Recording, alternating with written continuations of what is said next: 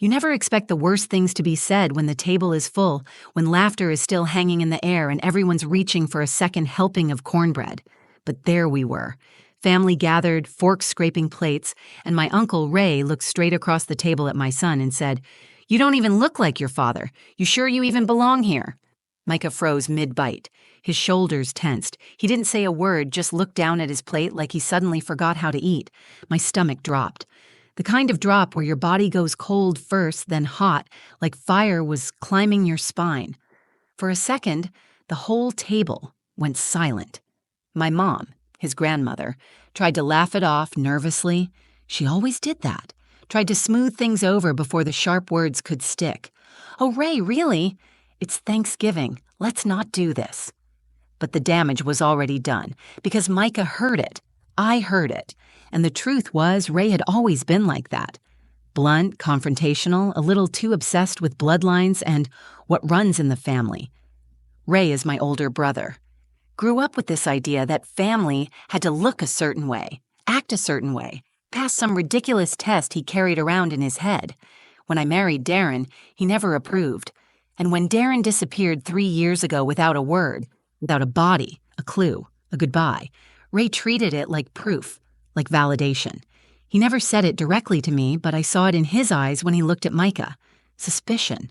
Quiet judgment. Like he was keeping score, waiting to say the ugliest thing at the worst possible moment. And this Thanksgiving, he picked his moment perfectly. Micah is 14. 14 is already complicated without your uncle questioning if you belong in your own family. And to say it like that, in front of his little sister, in front of his cousins, in front of me, I felt this rage swell in my chest, but I didn't scream. I didn't flip the table, even though a part of me wanted to. I just looked Ray dead in the eye and said as calmly as I could manage, "Ray, that's enough." But it wasn't enough, because that seed of doubt, whether Ray meant it or not, was planted. And Micah? He left the table 5 minutes later, said he wasn't hungry. I watched him take his plate to the kitchen, rinse it half-heartedly, and disappear into the guest room upstairs. No one said anything after that, just forks clinking, like nothing happened. And I sat there thinking, what if I can't fix this? What if that one cruel question keeps echoing in his head? What I didn't know then, what none of us knew, was that Micah had been holding on to something he'd kept hidden since Darren left. An envelope. He never told me about it, never mentioned it, not once. But later that night, when the dishes were done and everyone was lazily spread across couches in the living room, digesting food and pretending things were normal, Micah came down the stairs slowly. His hands were stuffed into the front pocket of his hoodie, and his face looked older than it had that morning. He stood in the middle of the room and cleared his throat. Everyone turned. "Mom," he said, looking at me, not Uncle Ray, just me. "Should I open the envelope Dad gave me before he left?" Silence. I stared at him. My throat tightened. My heart started pounding so loud I couldn't even hear what my mom said next. I didn't even know what envelope he meant. Darren never left me a note. Not a goodbye, not even an explanation. But apparently, he left our son something. I remember the way Micah pulled it from his hoodie pocket, careful, like it was fragile. And I remember the way my hand shook as I nodded. I didn't even speak. I couldn't. Because something told me, whatever was in that envelope, it was going to change everything. And I was right. What happened next shattered everything we thought we knew about Darren, about our family, and about who Micah really was. 3 years is a long time to wait for a man who said he'd be back in an hour. That's how long it's been since Darren, my husband, walked out the front door and didn't come back. No crash, no phone call, no note, just silence. The kind that hums beneath your skin until it starts to feel like part of you. For a long time, I kept expecting the sound of his truck in the driveway. I turned the porch light on every night, like some cliche I used to roll my eyes at in movies. I thought hope would feel strong. But mostly, it just felt stupid. Now, 3 years later, I'm tired in ways I don't have words for, but I've survived. My kids have survived. I've learned how to fake smiles for them, how to answer questions without saying, "I don't know." Even when the truth is, I don't know anything. We live in a small house in Cedar Valley, Texas. It's the kind of place where the neighbors still wave and the town gossip knows your grocery receipts better than you do, which means I can't go anywhere without someone whispering about Darren behind my back. She never looked like the kind of woman a man would leave. I heard he ran off with someone from Louisiana. Maybe he found out something about the boy. That last one? That one stings, because it's not just town gossip, it's family too.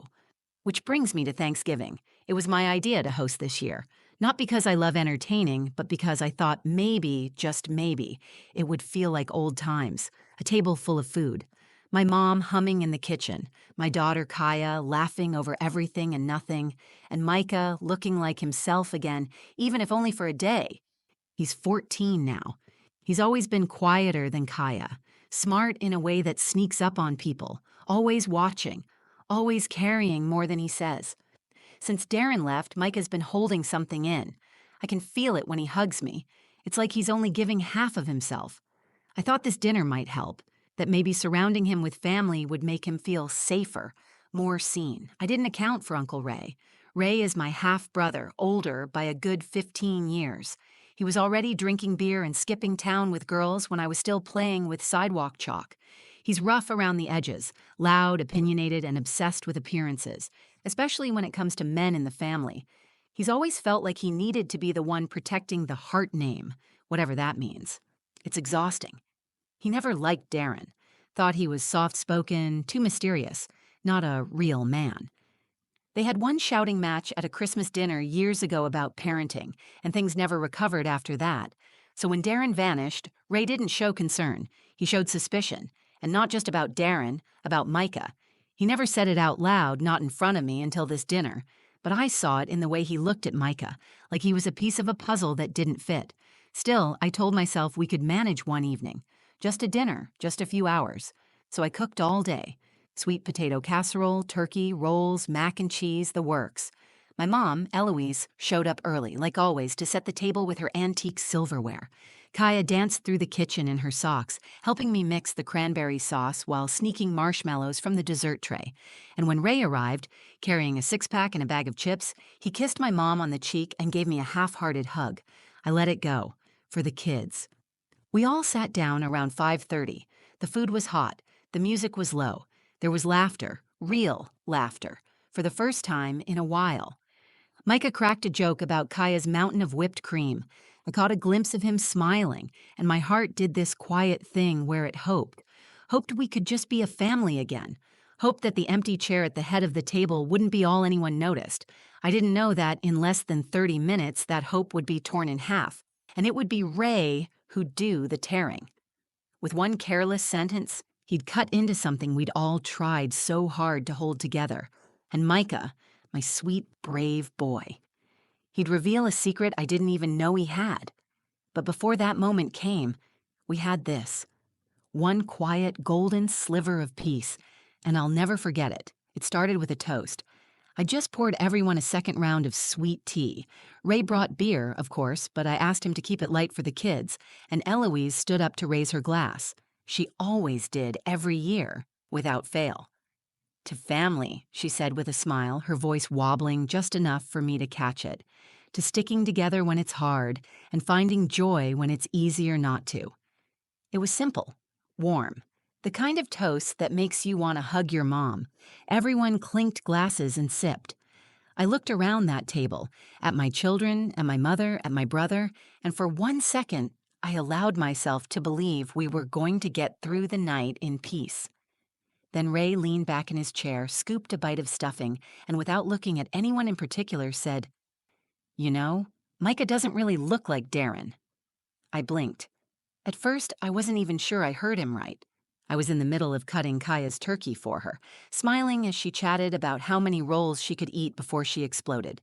Then the room got quiet. So quiet I could hear the ceiling fan click. Ray kept eating like he hadn't just lit a match and dropped it on the table.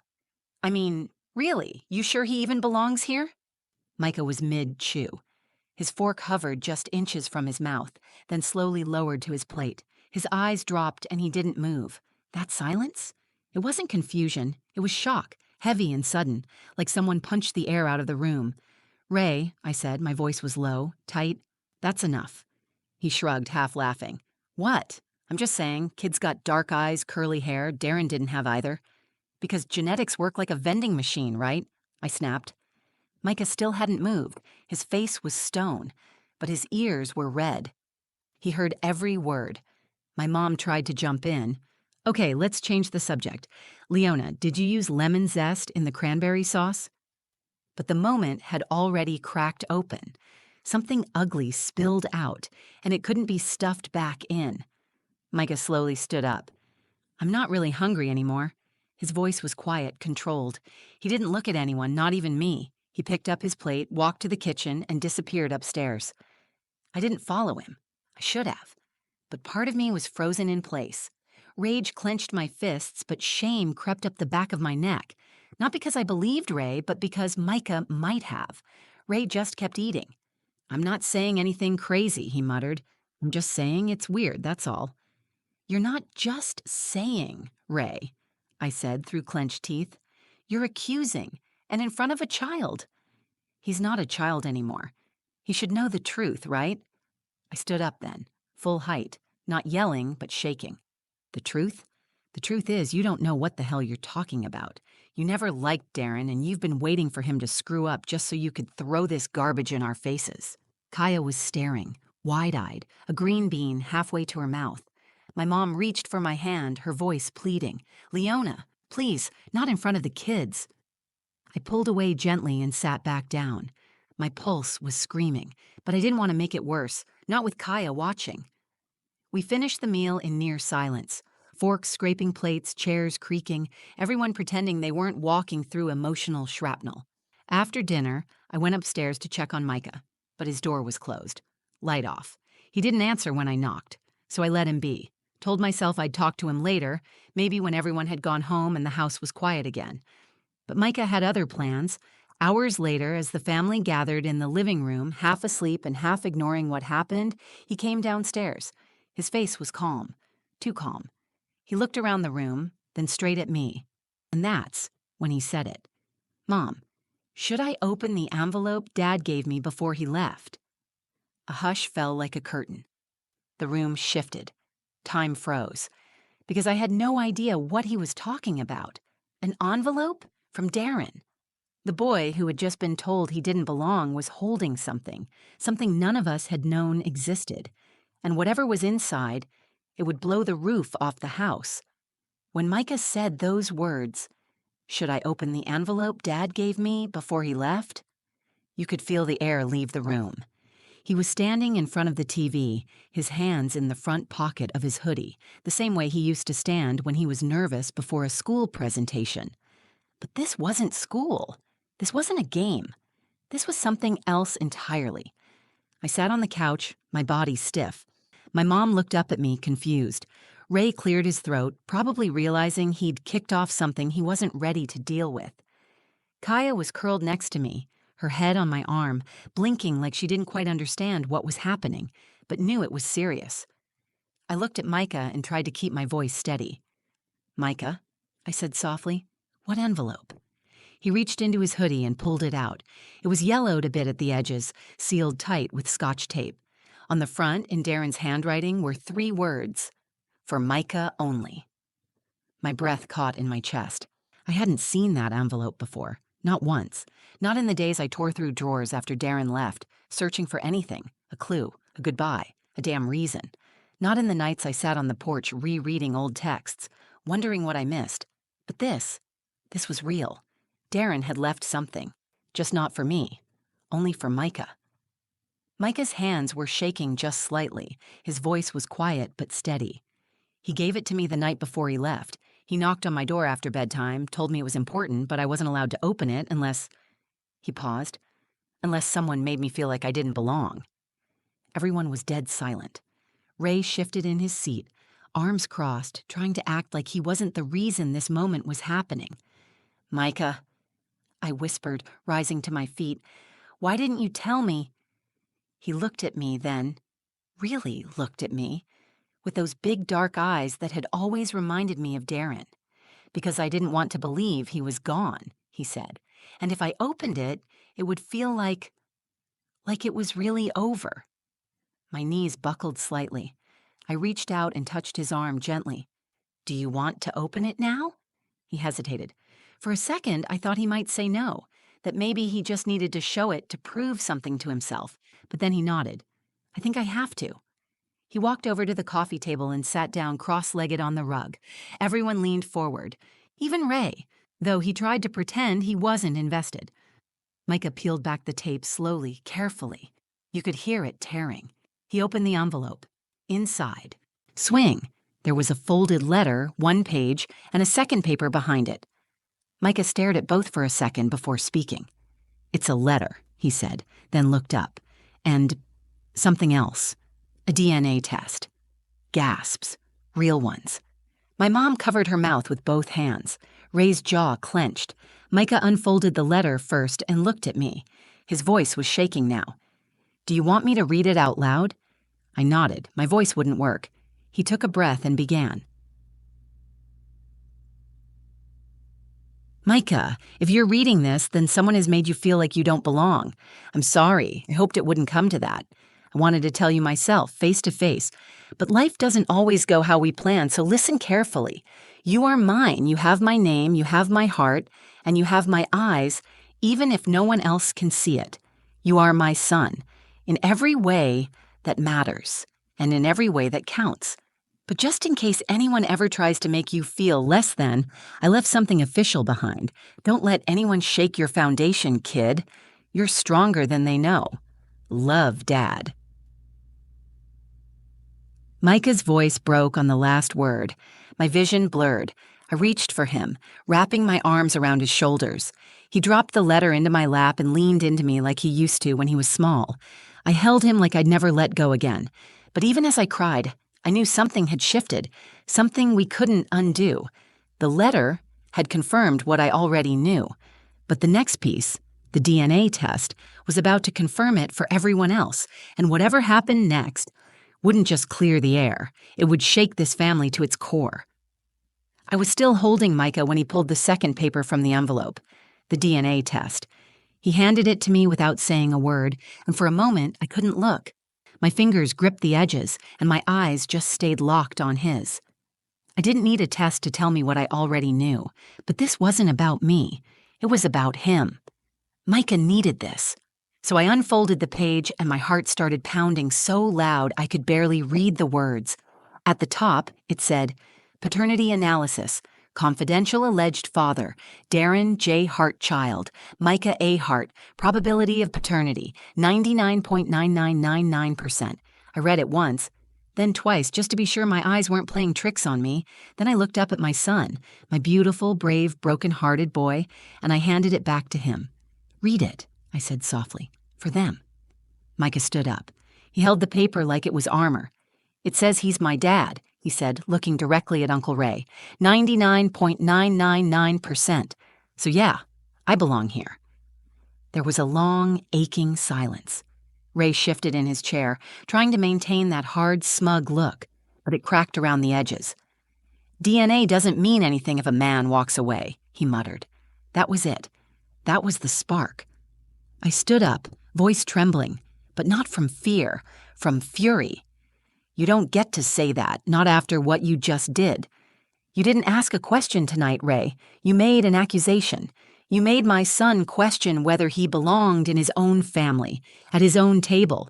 After everything we've been through, after everything he's been through, how dare you?" Ray tried to speak, but I didn't let him. He lost his father. He lost his person. And instead of wrapping your arms around him, instead of being a man he could look up to, you pointed at his face and told him he wasn't enough. My voice cracked then, and I didn't care. That test? That paper? That wasn't for you. It was his last piece of his father, and you forced him to use it to prove something he never should have had to. Ray looked away. Kaya had gone silent, clinging to my mom's arm. Eloise wiped tears from her cheeks, the kind that fall quiet and helpless when a mother watches her child hurt and can't do anything about it. Micah stood there, holding the letter and the test, but not gloating, not angry, just tired. "I didn't want to open it," he said finally. "I didn't want to need it. But tonight, you made me feel like I was never going to be enough. And my dad, he knew that might happen. That's why he left it. And God, the heartbreak in his voice, it was deeper than any paper could fix. This was a wound that had been waiting for an excuse to open. Ray finally spoke, his voice low. "I was wrong," he said. "Micah, I'm sorry. I messed up." It didn't fix anything, but it was a start. Micah didn't say anything back. He just walked over to me, handed me the envelope, and sat down again, this time between me and Kaya. She leaned her head on his shoulder. That was the moment everything changed. Not just because we had proof, but because Micah had stood up. Not for me, not for Darren, for himself. He took back his name, his place, his story, and watching him do it, it broke me in the best and worst way. We stayed quiet for a long time. There was nothing left to say, just the soft sound of wind brushing the windows, and the slow, steady rhythm of a family trying to stitch itself back together. Later that night, after everyone had gone, I tucked Kaya into bed and went to find Micah. He was sitting on the porch swing holding the letter again. "You okay?" I asked. He nodded. "I think so," he said. Then after a pause, "I just wish he was here to see me read it." I sat down beside him and took his hand. "He saw you, baby. He knew who you were. That's why he left it, because he believed in you enough to know you'd be strong when it mattered."